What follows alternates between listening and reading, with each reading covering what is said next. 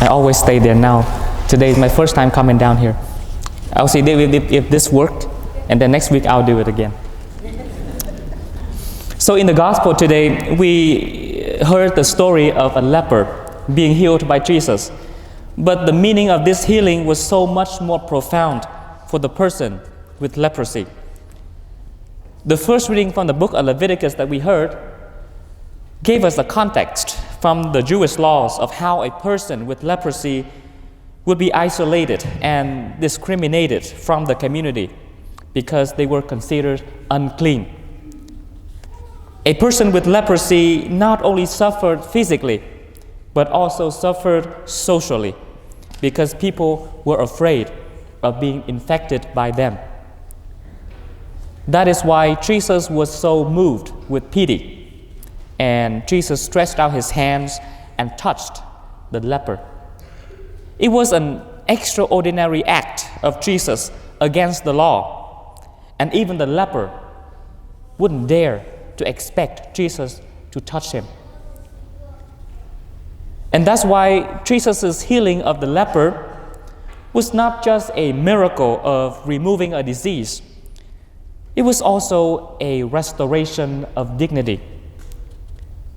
So the first thing I'd like to share with you today is that when we show love and care to one another, let us focus not only on the surface, but let us also pay attention to a long-term effect as well, both the body and the soul, just like Jesus when he cared for the leper, physically and socially.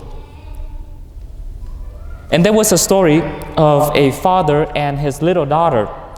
They were chilling in the backyard in a chill summer night.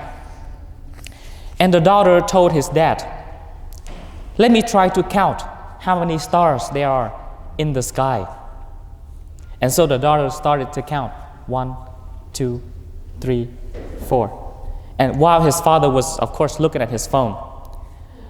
A little later, when the father looked up, his daughter was still counting 200, 201, 202.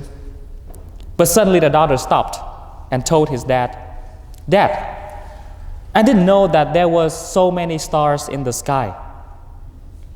And this response from the little daughter reminded the father about the many times he prayed to God, trying to count how many blessings he has received.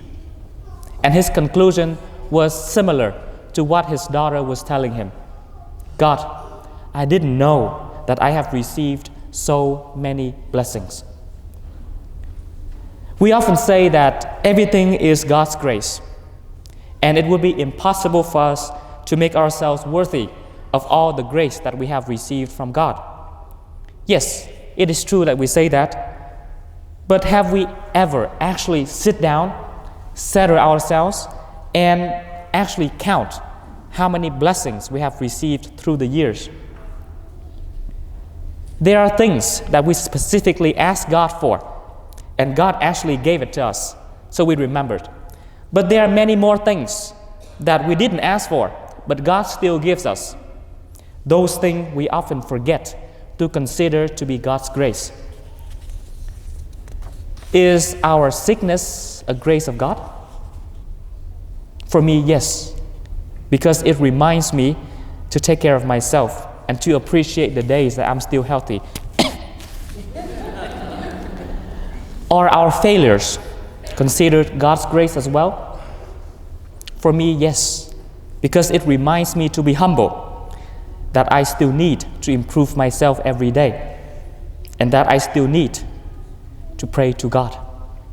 And the list could go on and on and on.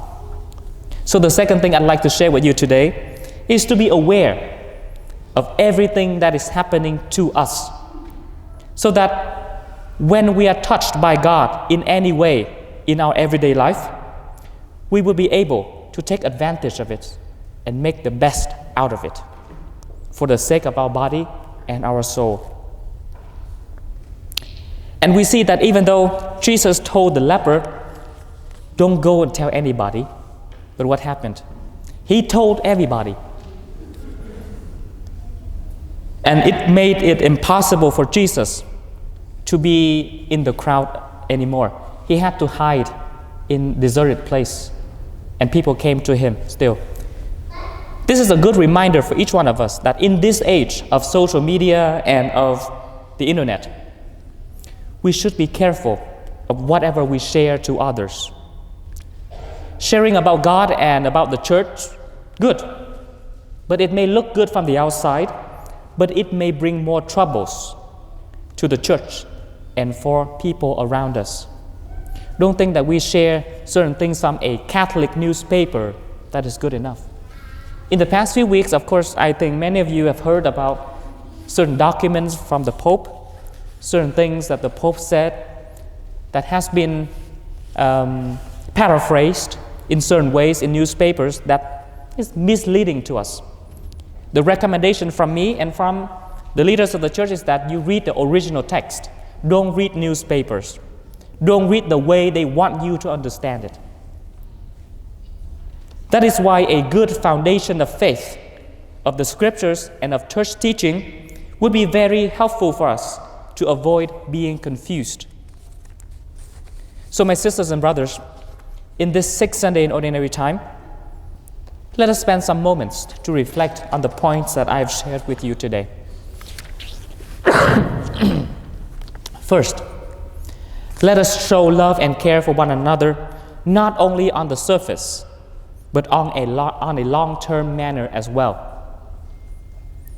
Second, let us be attentive to everything that is happening around us, so that whenever we are touched by Jesus, we are aware of it, and we will be able to take advantage of it and make the best out of it.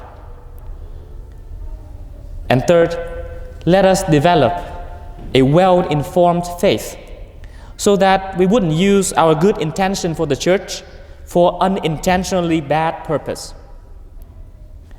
Be attentive to God's grace. Share our faith to others in a wise and matured way. Let me say it again. Love and care for one another in a more thorough way, body, soul, physically, socially. Be attentive to God's grace in our life, and share our faith to others in a wise and matured way.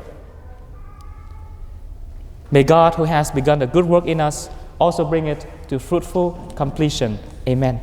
Amen.